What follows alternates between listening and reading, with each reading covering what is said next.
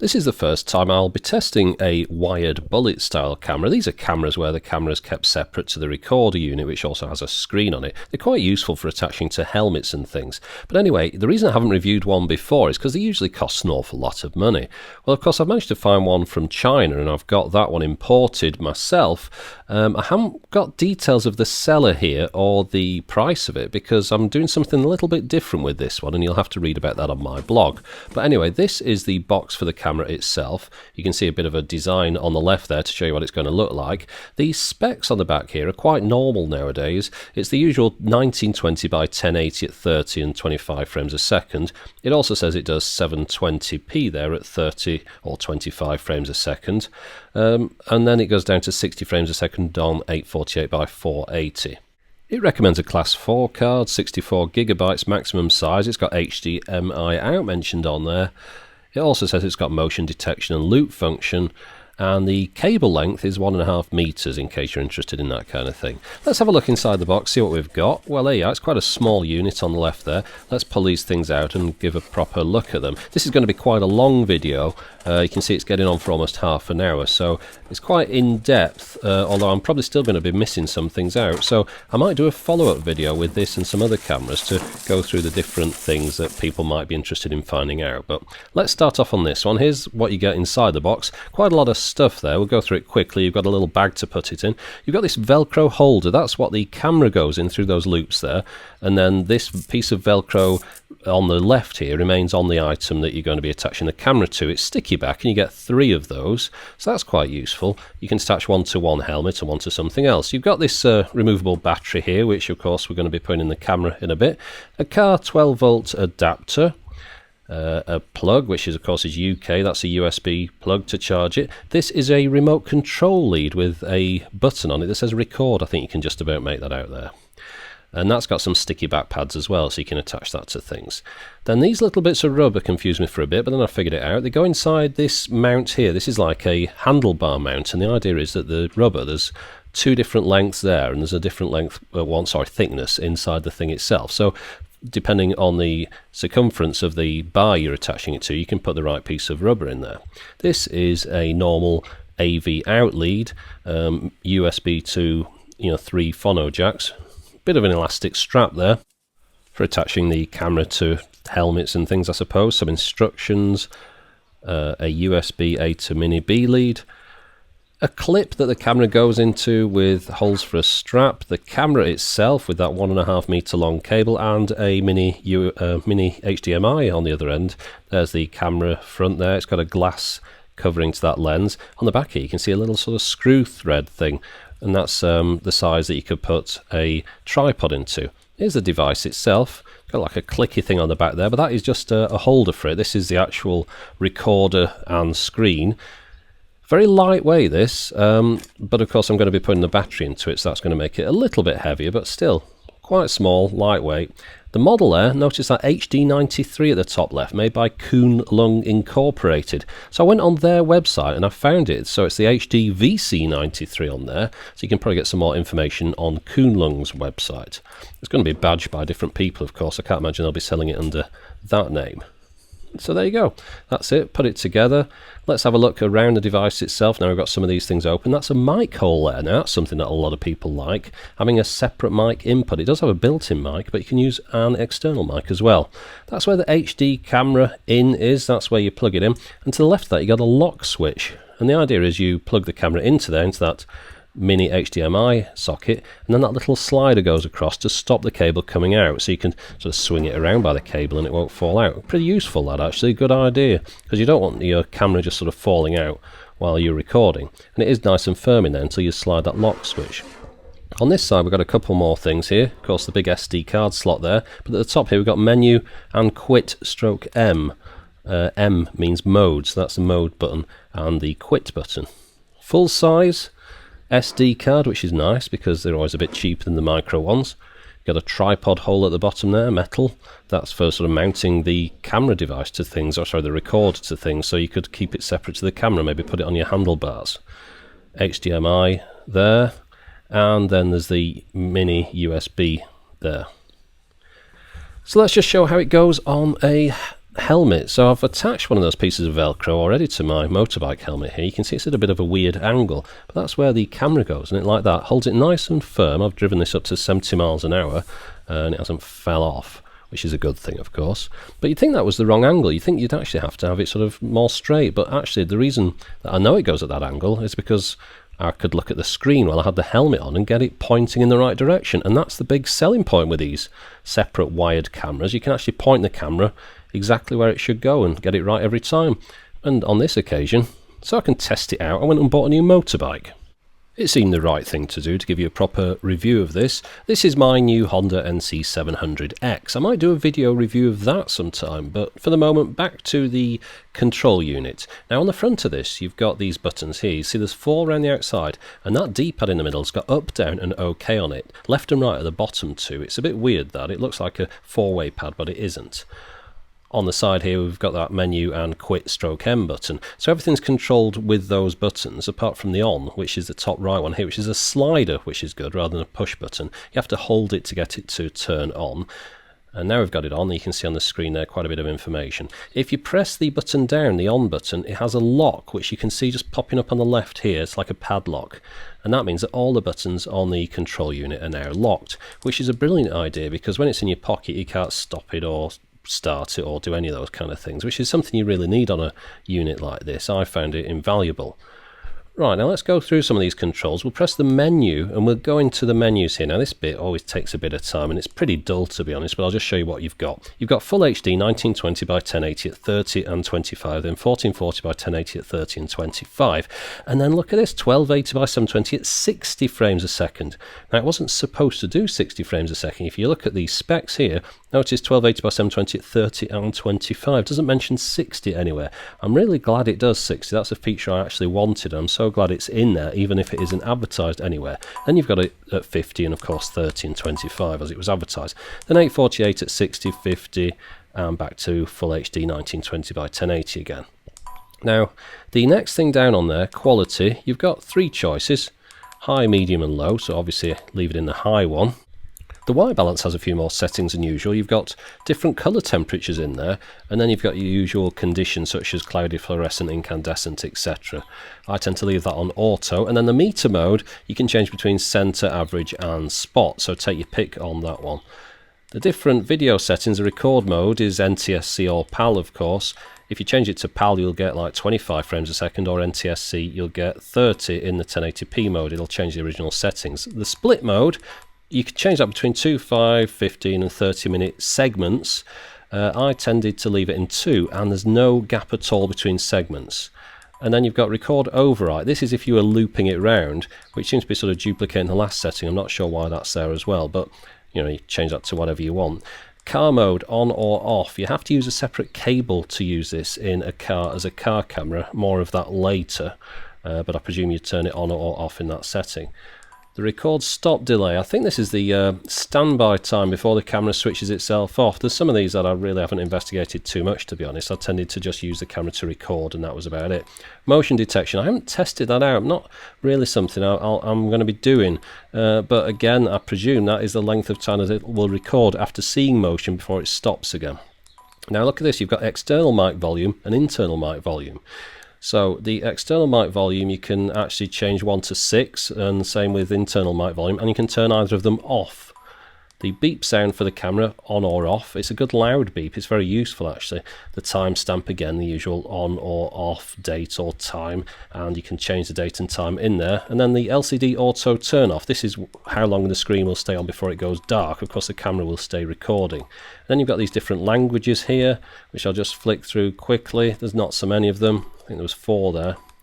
And then down at the bottom here you can see the firmware version, which is that, if you read it backwards, 19th of December 2011, so it's pretty up to date this. Now if you're using the camera to play back recordings, you press the top right button there for play. That gets you into a menu of thumbnails, and you can either look at thumbnails of movies or photos that you've taken with it. It's got a photo mode as well of course. Select the video clip you want to play with the middle button there, and as you can see there it plays nice and smoothly. It's a nice clear screen. This is pretty high resolution for its size. It's sort of something by 960 I think, which is quite good. And of course you can play things back on the screen or via that HDMI lead through your television. You can do different speeds on here, usual stuff, fast forward, rewind, all that kind of malarkey. Right, now also when you've got photos, you can do a little bit of a photo slideshow. As you can see here, it's sort of dissolving between the different photos, and again you could output that to your television if you wanted straight from the camera. You can also zoom in on photos.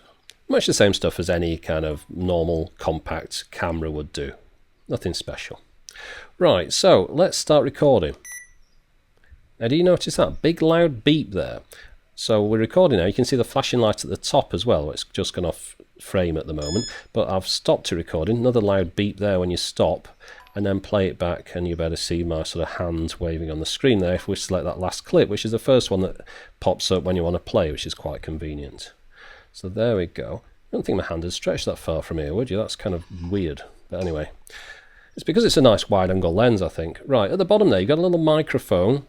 So let's just talk into it and see what that sounds like. So let's get it back in record mode. Here we go. Let's just test the sound recording capabilities. I really do like those good loud beeps. It lets you know when you're recording. But anyway, let's listen back to that and see what it sounds like.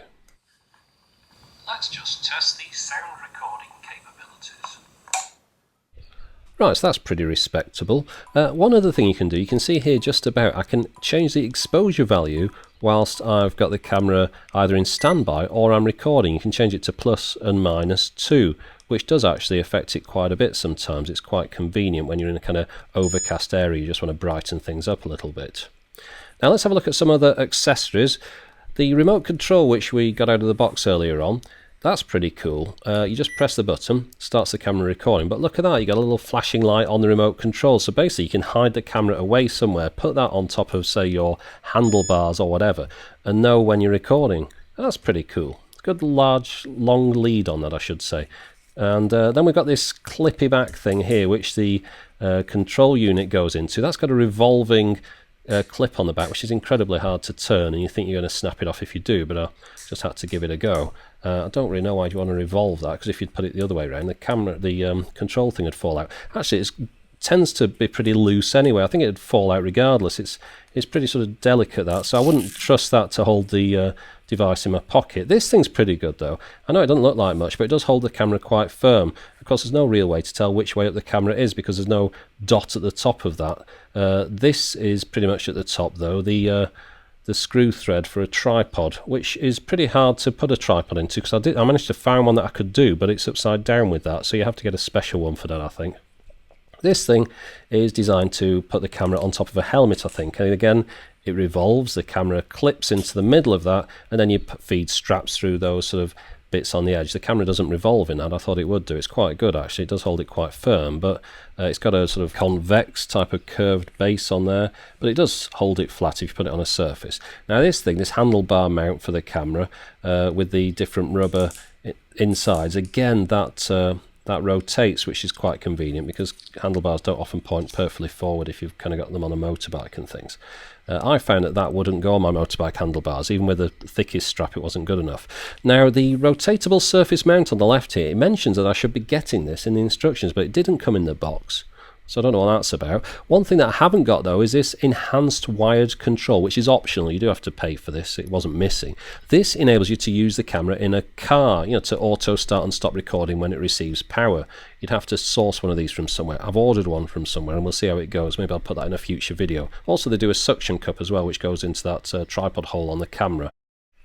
And then there's external mics. Now, I didn't test one of these in this review. I'm going to come back and do that sometime in the future. The reason being, the mics I have in the house didn't work with this because the wiring of the plug's a little bit strange. It's a 3.5mm plug, but it's wired up in a weird, unusual configuration. Now, the specs here, I'll just get these out of the manual so you can see again the different resolutions it's supposed to do. And also here, you can see the different bit rates. They've done one of my jobs for me for all the different resolutions. So if you're into that kind of thing, just have a study at this page now while it's on. It's probably going to be here another, I don't know, 3 seconds. Would that be 2, 1? I think that's about it. There you go. Right, moving on. Next thing, let's just have a look. You can zoom in on the camera here, but it's only, of course, a digital zoom. I never really bother with digital zooms, and it only does it in 720p mode. In 1080p mode, you can't zoom. Talking of resolutions, let's have a look at the difference. Notice what's on the screen here. This is full HD. And now we'll move it into 720p mode and we'll see how much different the field of view is in that mode. Of course, it's going to get quite a bit wider and quite a bit more fisheye. So there we go. I haven't moved and the camera has gone from showing that in 1080p mode to that in 720p mode. And to actually get the raw footage off the camera and show you what that looks like now, that's the 1080p footage there, of course downsampled to YouTube 720p, and that's 720p. You can see the difference in the field of view. It's quite fisheye in 720p. Anyway, let's go on to photos. This is a 5 megapixel photo we're taking now. They're pretty normal quality photos, nothing special. But what you can also do whilst you're recording, so we'll start recording now, if you press the middle button on that control pad there, that OK button, it takes a snapshot. Now you can't really see that on the screen. I'm going to pause it so you can see there. There it says snap done on the screen. And that basically takes a snapshot out of the current video feed and stores it as a photo. Now, I mentioned the microphones that I've got didn't work with this. Again, it is a normal 3.5mm plug, but you have to use a specially wired one. I did actually wire one of my own up and got it working, but I've ordered one of the proper ones to test with it for future. And of course, you've got that AV out cable, which I'm going to demonstrate the AV out footage with it now. You can use HDMI or the standard phonos, but because my little TV only accepts these phonos, I'm going to use that to show you what it looks like on the video here. Right, so there you go. We've got a live feed from the camera whilst it's in standby mode there. You can see all sorts of strange things on the screen. The screen on the machine is actually off. It's sending all its output now to the TV. And you can go through all the different menus we had before, such as playing back movies and photos and actual footage itself. Usual things, fast forward, all that malarkey, all exactly as before. And all the menus as well. You can get into all the same menus that we could before. Now the front of that lens there, as you can see, is glass. Well, I think you can see it's glass. It's pretty good. You can actually get spare ones of these, believe it or not, if you damage that. And it does unscrew. And the only reason for that is that you could actually get inside and clear off any kind of dampness or dust or whatever that might have gone inside there. It does have a ring on the bottom to stop things getting in there, but you know, you can get sort of condensation stuff. Now this is quite a lightweight device, as I mentioned, 119.6 grams. 4.22 ounces is that? I'm not really into all this stuff. 61.7 grams for the camera and wire, and 2.19 ounces. Some people need to know that kind of stuff. Right, let's have a look at some video samples. So first off, we'll try out on the road, on the helmet, and see what that looks like.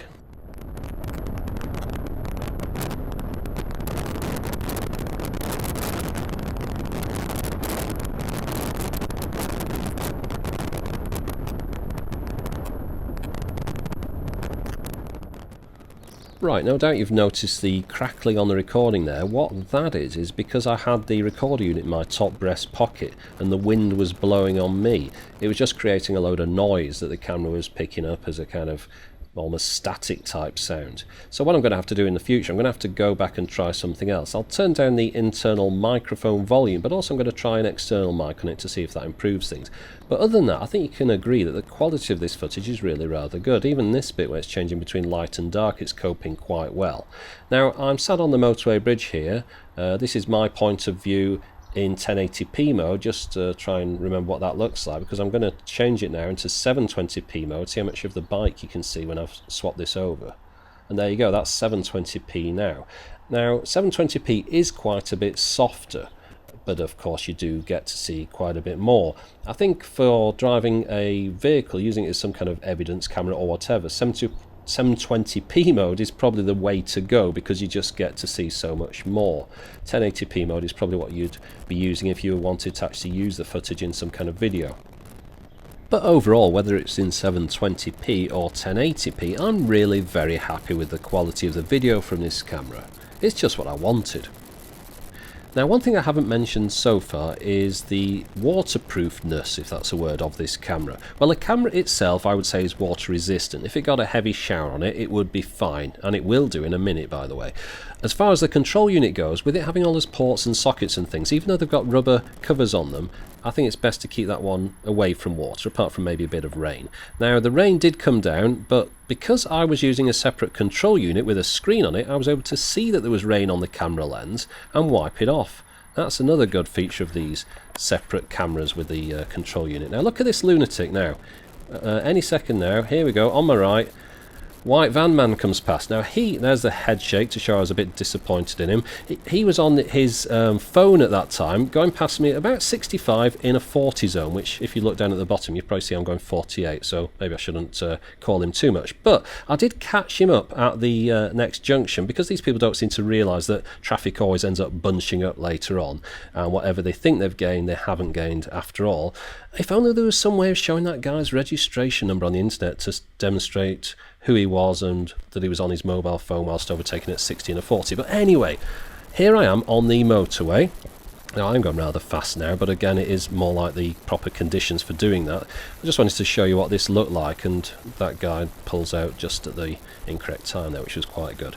But there you go, that's what driving along a motorway looks like using this bullet camera. Oh, by the way, all the Americans, yes, I am on the left hand side of the road. That's how it works over here. If I was on the other side of the road, I'd be dead. I think I've used that joke before. Anyway, handheld footage. Let's just go and walk around and take some footage. So, 1080p. This is what 1080p mode looks of Manchester Central. It used to be called GMEX, and it used to be a station a long time ago. But anyway, let's show you what it looks like in 720p mode. You see there, quite a bit wider. Now, to demonstrate the difference in the quality between those two modes, let's zoom in on that clock. So that's what it looks like at 1080p. You can see it's 20 past 12, and that's 720p. It's more like blah, blah, blah. So it's not so good.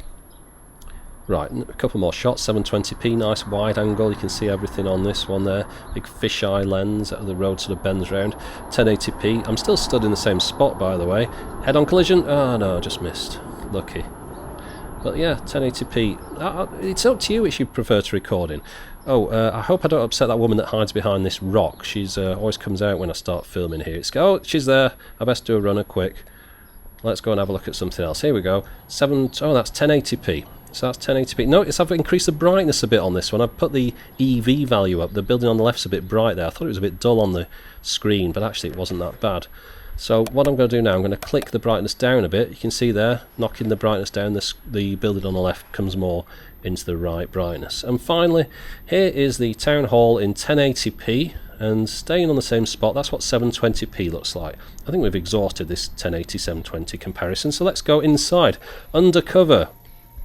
You can be some sort of spy with this camera if you want. What I did here, I fed the wire all the way up one arm, down the other arm to the control unit. So basically I'm walking around with a control unit in one hand, camera in the other, and now I'm some sort of undercover detective who looks like he's carrying his phone around but really is filming everyone. Now of course the thing with this is, once I did put that screen away, I couldn't really tell whether the camera was upright because there's no marker on the top of it or anything you can feel, so everything ended up being a bit diagonal. But then I had a bit of an idea later on. I thought, let's try and recreate Inception inside the Arndale. So here we go. Which is something that you can do quite easily with this camera because you can just spin it around in your hand. So that's a bit of fun. Unfortunately, everyone didn't sort of fall to the ceiling, which I was hoping would happen. A bit disappointing, that. Right, here's 720p. Again, this is the final shot now, the usual spot I stand in because it gives you a good sort of angle. So that's what 720p looks like. Now let's flip over to 1080p in the same area. You can see it's quite zoomed in towards the middle. Both of these are very wide angles though, so don't think 1080p is zoomed in. You see a load on 1080p, just not as much as you do at 720p. We'll look at a few photos quickly. Here's some that I took. Now notice this is 4:3 resolution. These are the 5 megapixel stills that it takes when you press that photo mode. You change it into the third mode, photo mode. You've got playback, photo, and video, and if you go in photo, take a picture, you get one of these. But you don't have to use that mode. If we use that snapshot mode, have a look at the difference. So that's a snapshot there. So basically that's a still frame from the video, whereas the other one was a separate photo. So again, this is a separate photo, and then the next shot you're going to see is a still frame from a video using that snapshot mode. And you know what? I actually prefer that because it's 16:9 and the colours and brightness seem better. Let's just look at it again. Here's another photo. And there's a snapshot. So I think the snapshots win out. Now of course they're only going to be 1920 by 1080 resolution at best, but overall they tend to do a better job, I think, than the 5 megapixel stills. Right, I'd just like to hand back to me in the studio.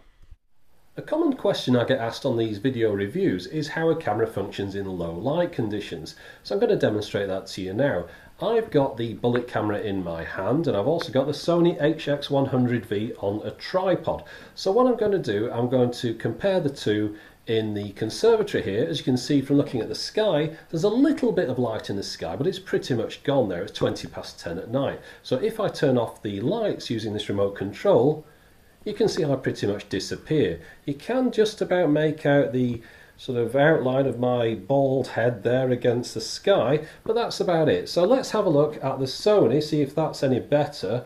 I'm not sure, we'll have to look at this when I play it back. Now what I'm going to do, I'm going to turn on the lights again, but this time I'm going to dim them about halfway. So let's just hold down this button, hopefully I know what I'm doing.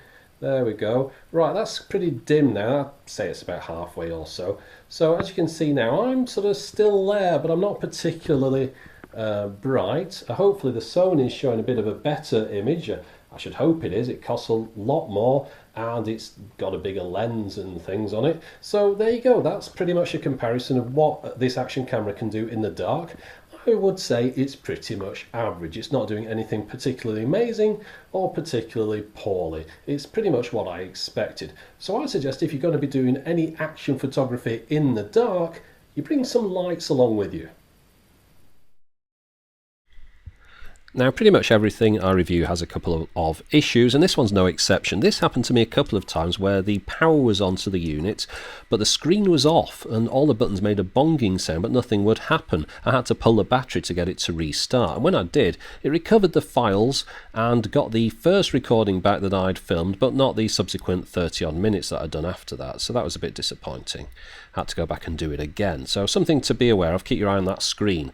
And then this happens every now and then. If you turn the brightness all the way up to full manually, it looks like your camera's possessed by poltergeist, but just turn the brightness down again and you're back to normal. And this is really just a suggestion more than anything. It might be an idea to put a mark at the top of the camera that you can feel, so you can tell which way's up without having to look at that screen.